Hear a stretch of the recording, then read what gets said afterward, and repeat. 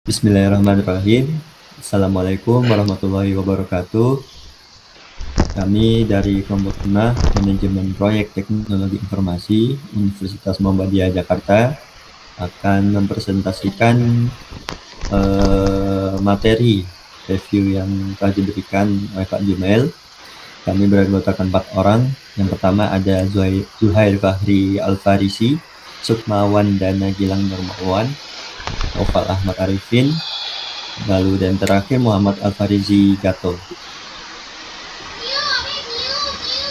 Oke, yang pertama, apa itu manajemen proyek TI, pengertian dan siklus proyek, yaitu proses mengelola sumber daya agar proyek itu selesai sesuai ruang lingkup, waktu, biaya, dan kualitasnya. Tahapan proyek itu meliputi dari pertama inisiasi, perencanaan, pelaksanaan, monitoring, dan penutupan. Lalu quality management.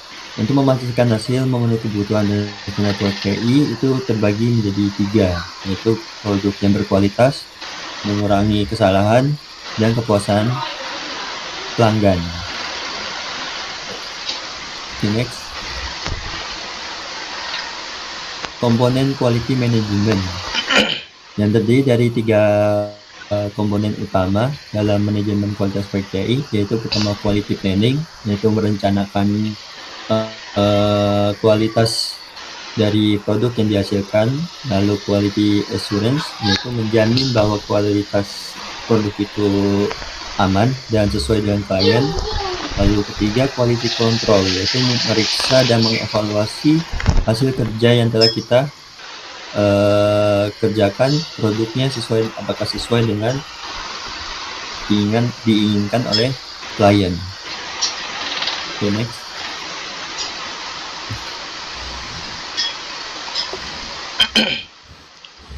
Leadership dalam proyek TI.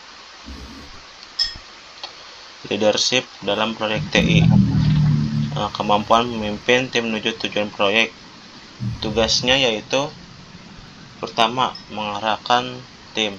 Yang kedua, mengambil keputusan. Yang ketiga, menyelesaikan konflik. Yang keempat, memotivasi anggota tim.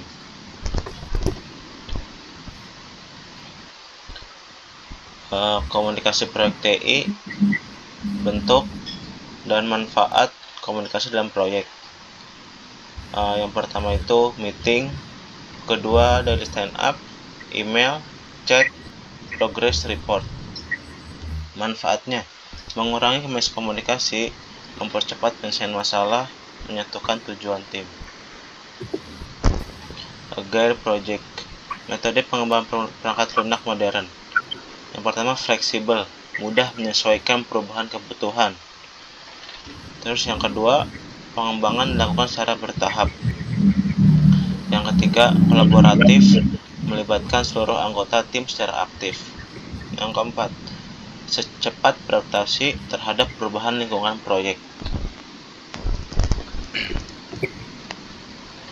Scrum Framework atau Roles.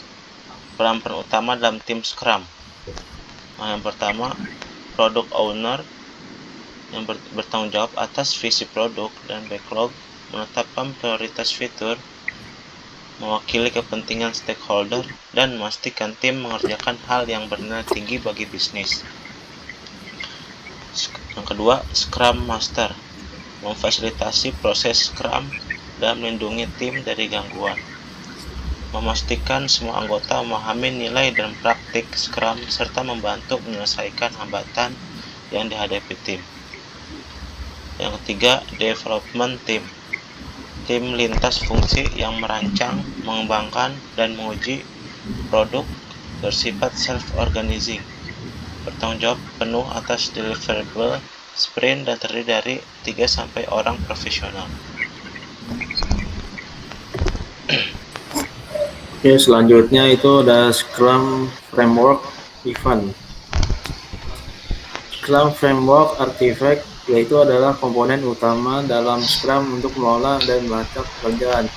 Yang berikutnya adalah sebagainya adalah product backlog, yang kedua sprint backlog, yang ketiga increment.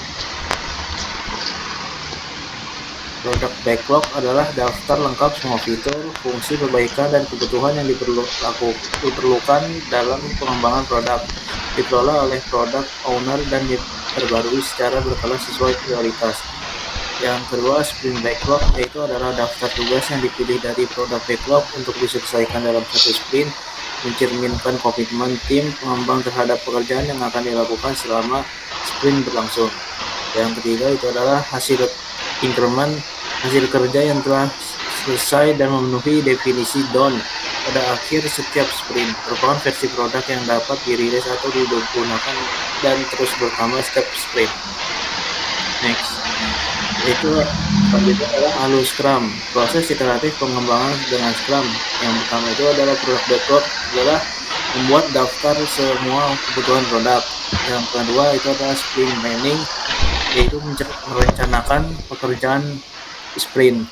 Yang ketiga sprint, yaitu adalah eksekusi pengembangan yang dilakukan selama 1-4 minggu. Yang keempat daily scrum, itu untuk mensinkronisasi harian tim.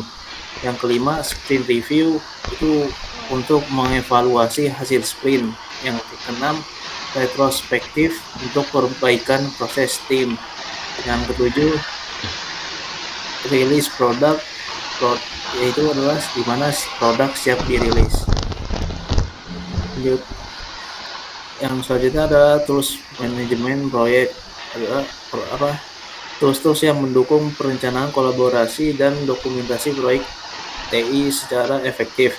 Yang pertama itu ada Trello Kanban board, yang kedua ada Jira untuk Agile dan Scrum, yang ketiga ada Asana untuk task management, yang keempat Microsoft Project untuk project planning, yang kelima ada GitHub untuk versi control, yang keenam Notion untuk dokumentasi. Next. Lalu selanjutnya untuk contoh penggunaan tools implementasi dalam proyek TI, di sini kelompok Trello.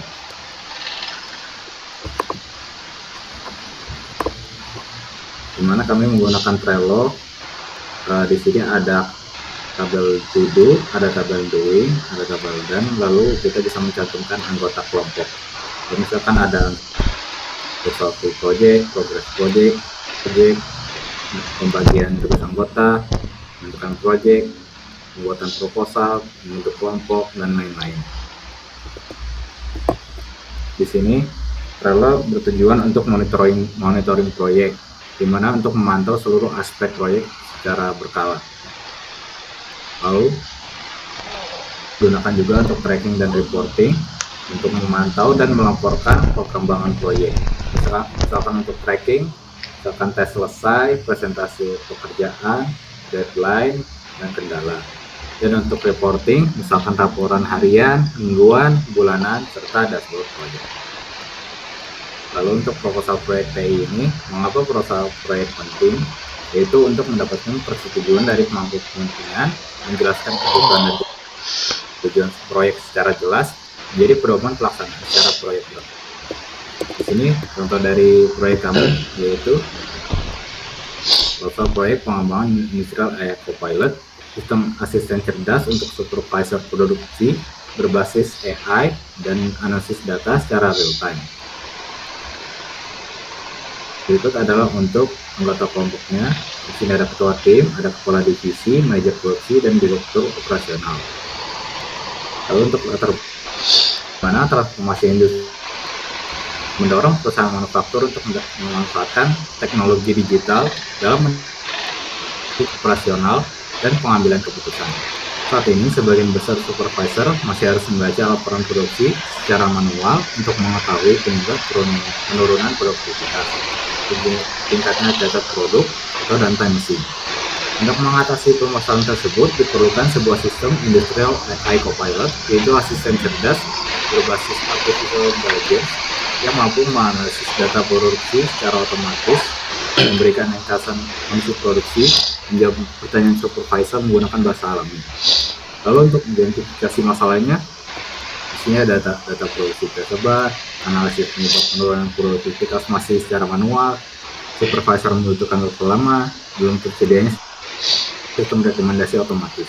Lalu untuk tujuan proyeknya, di sini ada untuk membangun industrial AI copilot yang terintegrasi, menyediakan analisis data produksi secara otomatis, bantu supervisor dalam pengambilan keputusan dan lain-lain. Lalu ini ada manfaat proyeknya, ada manfaat bagi supervisor produksi, bagi operator produksi, bagi perusahaan. Lalu untuk running ke proyeknya, ini ada modul sistem, ada modul dashboard produksi, ada monitoring produksi area, ada monitoring target produksi, lalu ada modul asisten, modul root cause analysis, ada modul recommendation engine, ada modul administrator. Lalu untuk integrasi sistemnya, sistem akan terintegrasi dengan komponen seperti sistem produksi, ERP perusahaan, database sistem produksi, dan lain-lain. Lalu berikut ada bab 3, ada analisis kebutuhan, ada kebutuhan yang dibutuhkan oleh supervisor, administrator, serta manajemen. Lalu ada kebutuhan fungsionalnya mulai dari keamanan, kinerja, ketersediaan.